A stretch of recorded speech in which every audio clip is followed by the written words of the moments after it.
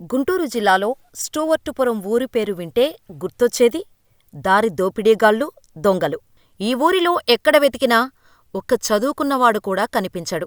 వారికి దొంగతనాలు తప్ప ఇంకో వృత్తి తెలీదని స్టూవర్టుపురం అంటే దొంగల ఊరుగా ముద్రపడిపోయింది. ఇటువంటి ఊరిలో విద్యావంతులు కూడా ఉంటారని రుజువు చేసింది ఓ నారి. ఇప్పటివరకు ఒక లెక్క, ఇకనుంచి ఓ లెక్క అంటూ స్టూవర్టుపురం సువర్ణాధ్యాయం మొదలైందని అందరికీ తెలిసేలా చేసింది. దొంగతనాలకు, దారి దోపిడీలకు, దొమ్మీలకు ఫేమస్ అయిన స్టూవర్టుపురం బ్రాండును పూర్తిగా మారుస్తూ కొత్త చరిత్రను లిఖించింది ఆ మహిళ. స్టూవర్టుపురానికి భారతదేశంలో కీర్తి తెచ్చిపెట్టే బాధ్యత భుజానేసుకుంటూ తన జీవన ప్రస్థానాన్ని మొదలుపెట్టి ఈరోజు ఓ యూనివర్సిటీ వైస్ ఛాన్సలర్గా పదవిని చేపట్టి స్టూవర్టుపురానికి ఉన్న మకిలిని వదిలించింది. ఆమె గురించి తెలుసుకోవాలంటే వాచ్ ది స్టోరీ. ఆమె ఎవరో కాదు, ప్రొఫెసర్ సాతుపాటి ప్రసన్నశ్రీ. తాతల కాలంలో చెడ్డపేరు మోసిన స్టూవర్టుపురం ఈరోజు వైస్ ఛాన్సలర్ ప్రసన్నశ్రీ కారణంగా తలెత్తుకుంటోంది. కష్టపడి చదువుకొని ఉన్నత స్థాయిలో ఉద్యోగం చేపట్టి ఈరోజు ఉన్నత స్థానాలకు చేరుకున్నారు.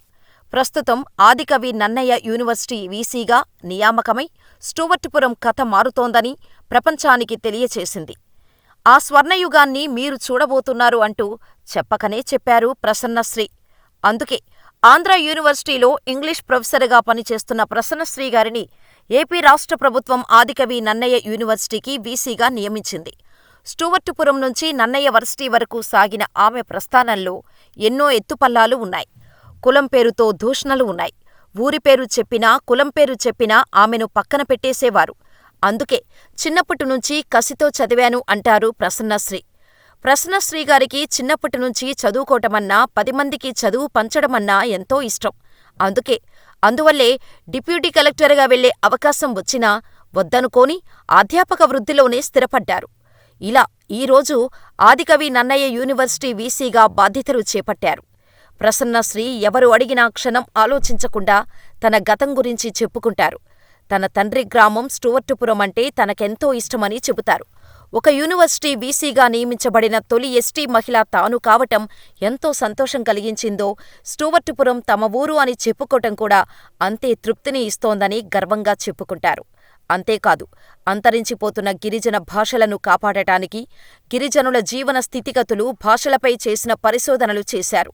ఈ క్రమంలో ఆమె చేసిన కృషిని మెచ్చిన కేంద్ర ప్రభుత్వం 2021లో రాష్ట్రపతి రామ్నాథ్ కోవింద్ నారీ శక్తి పురస్కారాన్ని అందించారు. 19 గిరిజన భాషలకు అక్షరాలు రాసి అమెరికాలో ప్రతిష్టాత్మక ఎండేంజర్డ్ పురస్కారాన్ని అందుకున్నారు. ప్రపంచంలోనే ఈ ఘనత సాధించిన తొలి మహిళ ప్రసన్నశ్రీ ఒక్కరే. ఇప్పటివరకు ఈమె 125 పరిశోధన వ్యాసాలు రాశారు. ఇప్పటికీ 40కి పైగా అవార్డులు అందుకున్నారు. సర్దార్ పటేల్ మహావిద్యాలయంలో పీహెచ్డీ చేసిన ప్రసన్నశ్రీ తిరుపతి మహిళా విశ్వవిద్యాలయంలో అసిస్టెంట్ ప్రొఫెసర్గా ఉద్యోగం మొదలుపెట్టారు. ఆంధ్ర వర్సిటీలో ప్రొఫెసర్గా 2 దశాబ్దాలకు పైగా పనిచేశారు. ఇలా ఆమె చేసిన సేవలను గుర్తించిన ఏపీ ప్రభుత్వం రాజమండ్రి నన్నయ యూనివర్సిటీ వీసీ ప్రసన్నశ్రీని నియమించారు. ప్రసన్నశ్రీని మనం కదిలిస్తే ఆమె చెప్పేది ఒక్కటే. ఇప్పటికీ చాలామంది స్టూవర్టుపురం వారు మాది స్టూవర్టుపురం అని చెప్పటానికి భయపడుతున్నారు. ఆ దౌర్భాగ్య స్థితిలో ఉన్నారు. నేను మాత్రం అలా ఉండను. ఆ ఊరంటే నాకు చాలా ఇష్టం. చిన్నప్పటినుంచి ఎన్నో కష్టాలు పడ్డాను. నా క్యాస్ట్ తెలిసి నన్ను చిన్నబుచ్చిన మనుషులే ఎక్కువ. చిన్నతనంలో ఎందుకు నన్ను అందరూ ఇలా చూస్తున్నారు అనుకునేదాన్ని. ఎంతోమంది నన్ను వేధించారు. మాతో కూర్చోవద్దు, నువ్వేంటి మంచి బట్టలు వేసుకున్నావ్ అని నన్ను సూటిపోటి మాటలు అనేవారు. వీటన్నిటినీ తట్టుకొని ఈరోజు ఈ స్థాయిలో ఉన్నాను. నన్ను గిరిజనులు కూడా నమ్మేవారు కాదు. ట్రైబల్ ఏరియాకు వెళ్లేటప్పుడు అక్కడివారు వారి ఉన్నతి కోసం వచ్చాను అని గుర్తించేవారు కాదు. అప్పట్లో వారిని కలవడం కోసం వెళ్ళినప్పుడు బ్లాక్ అండ్ వైట్ కెమెరా పట్టుకుని వెళ్లేదాన్ని. దాని లైట్ ఫ్లాష్ అయ్యేది. అది చూసిన గిరిజనులు క్లమ్మోన్ మైన్స్ పేల్చటానికి వచ్చాను అనుకుని ఆమె ఎవరో పోలీస్ ఇన్ఫార్మర్గా ఉంది అని కెమెరా తీసుకుని కొట్టేవారు. ఇలా ఎన్నో ఇబ్బందులు పడ్డా. ఇదంతా గుర్తించిన అబ్దుల్ కలాం గారు ఓ రోజు నన్ను అడిగారు, ఫస్ట్ ట్రైబల్ ఉమెన్ ఇంత దూరం వచ్చావు, నీ కాళ్లకు ఎన్ని ముళ్ళు గుచ్చుకున్నాయి ప్రసన్న అని అడిగారు. ఆయన అడిగింది నిజమే. చాలామంది నన్ను రిజర్వేషన్స్ కారణంగా ఇంత దూరం వచ్చాను అనుకుంటారు.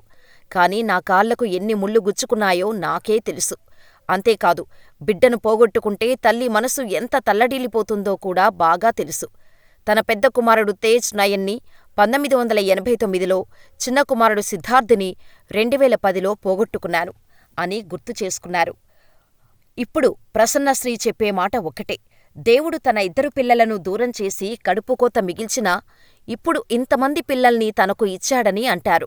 తనలా మరే తల్లీ బాధపడకూడదని, ఇక్కడి విద్యార్థులలో ఎవరైనా ఏ కారణం చేతనైనా గాయపడితే తన మనసుకు కష్టం కలుగుతుందంటారు. నన్నయ్య యూనివర్సిటీకి నేను వీసీగా రాలేదని, వారందరికీ అమ్మలా వచ్చానని అంటారు ప్రసన్నశ్రీ. స్టూవర్టుపురం అంటే ఒకప్పుడు దొంగలు గుర్తొచ్చేవారు. కానీ ప్రసన్నశ్రీ కారణంగా ఈరోజు స్టూవర్టుపురం అంటే ఓ వీసీ గుర్తుకొస్తుంది.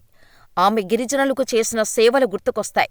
ఆమె పొందిన అవార్డులు గుర్తుకొస్తాయి. ఇలా ప్రసన్నశ్రీ ఈరోజు స్టూవర్టుపురం మీద ఉన్న పాత పేరును తొలగించి సువర్ణ అక్షరాలతో లిఖించటానికి పునాది వేశారు. మరి మీరేమంటారో మాకు కామెంట్ చేసేయండి.